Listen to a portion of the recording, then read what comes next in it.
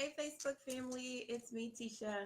My goal was to do Wellness Wednesday yesterday, but that did not happen. So I'm here. Let's call it Thoughtful Thursdays, whatever you want to call it, Telemedicine Thursdays. I just took a couple notes throughout the week of things that I've thought about. Hi, Javi. Thanks for coming on. That I wanted to talk to you all about and share. The first thing on my list is the passing of Krizada. I hope I'm saying her name correctly. She was a very famous and well known fashion icon, blogger, just seemed to have a wonderful spirit.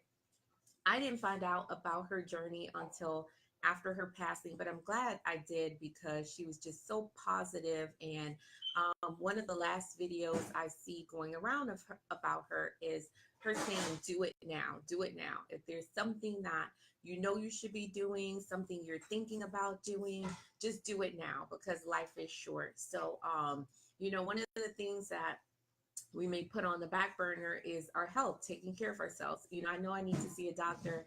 I know I need to get that blood work done, but you put it off, put it off. So I'm here to tell you today, in the words of Krizada, do it now. For those who don't know, she did pass of stomach cancer. And I remember diagnosing a young person with stomach cancer in residency. And it's, for me, one of the scariest cancers because you don't have a lot of signs or symptoms early on.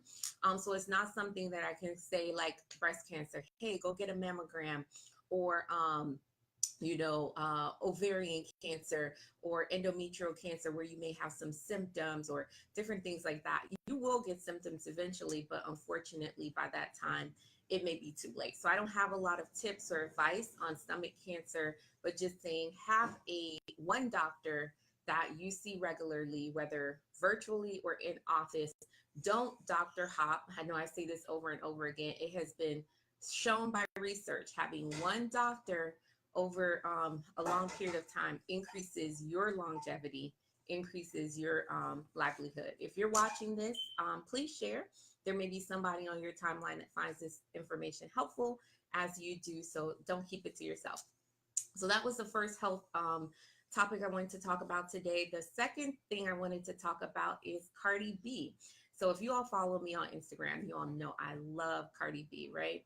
And recently there was a issue between Cardi B and Nicki Minaj where there was an altercation. And you may be thinking, what does this have to do with healthcare? Well, Cardi B just had a baby, and I recently shared some of my challenges in the partum period, and I am not a fan of keeping drama going, like, fueling the fire. I hope they squash this really soon. But one of the things I thought about when I saw that video is Cardi B okay, right? Because she just had her baby. She's now out doing events again. She had Fashion Week, all of these different things. And she's not in my immediate circle. You never know who knows who. She may not be in your immediate circle as well. But just want to say, if you see someone who had a child recently acting differently or overly irritable, seeming snappy, stressed, they may need a little bit of extra help. It may be help that you can't give them, but the least you can do, try to lighten their burden, and don't be afraid to have that conversation about, hey, if you're feeling bad, let's talk about this. Is this something that we need to bring in a little bit of extra help? And don't judge and don't oh, you should be fine. You have that beautiful baby. Everyone always asks, how's the baby? The baby's so cute. And it's almost like the mom gets forgotten about. So take a new mom on a spa day, get a new mom a day off, offer to babysit. They may say everything's okay and not ask for help, but you never know. So hope Cardi B is doing good. Kudos to Nicki Minaj. I think she said it in a very judgmental way. Get this girl some help. There's a way to suggest help without making someone feel bad about it. So don't say get this girl some help, but definitely if you see someone that needs help, help them. All right. I'm Tisha Rowe. I take for granted, since I'm doing this on my personal page, you know who I am. But if you're seeing this through a share, I'm Dr. Letitia Rowe. I am a family medicine physician, the founder of Rodocs, a global multi-specialty telemedicine company, and I'm here with my weekly health tips. I wanted to also give you all my Whole 30 update. Doing good on the Whole 30 as they require with Whole 30. I haven't taken any measurements. I haven't stepped on a scale. This morning I was so tempted to measure my waist. I'm like, I feel like I'm doing well. I feel like there's some progress, but I did not do it. I've been sticking to the diet. Like yesterday I had eggs. I had to pick out the cheese. I love cheese, so that was hard, but doing good and starting to slowly increase my workouts again. So feeling really good on the Whole 30. If you haven't joined me on the journey, yes, it is Whole 30, meaning 30 days, but try it for a week, guys. I haven't had Starbucks, but my energy is good. I feel good, and so far I would highly recommend this lifestyle change. No phone calls right now. It is Monday, the 10th. I think it was Monday, was Suicide Awareness Day. It is also Suicide Awareness Week. And I have created a survey. I am a medical professional, so suicide affects people of all professions, all walks of life, doesn't discriminate based on money.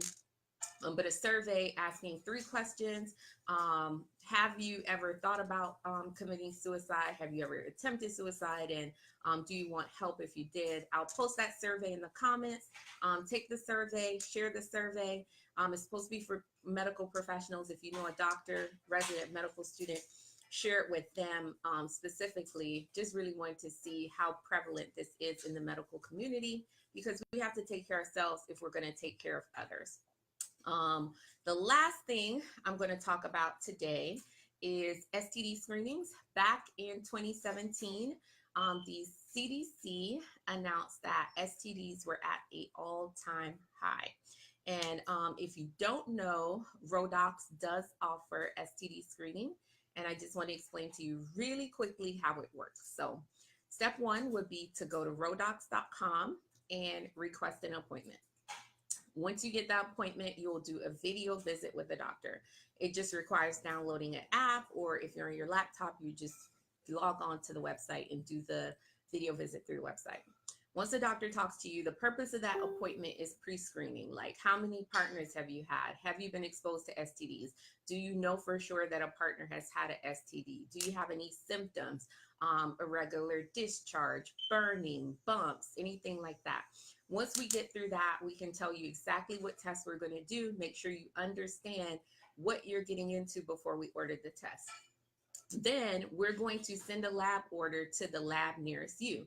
That means whatever area you live in, that's where you'll do the testing. No driving across town, waiting for hours in a doctor's office, sitting around in a comfortable, writing on that little pad. Hey, what are you here for? STD screening. Then they cross it out with a black line and everyone knows, you can still really see it. You get in there with the nurse. Hey, what are you here for? STD screening. Most people don't even admit that's what it's there for. They'll say they came for something else and then tell the doctor when the doctor gets in, and that's fine.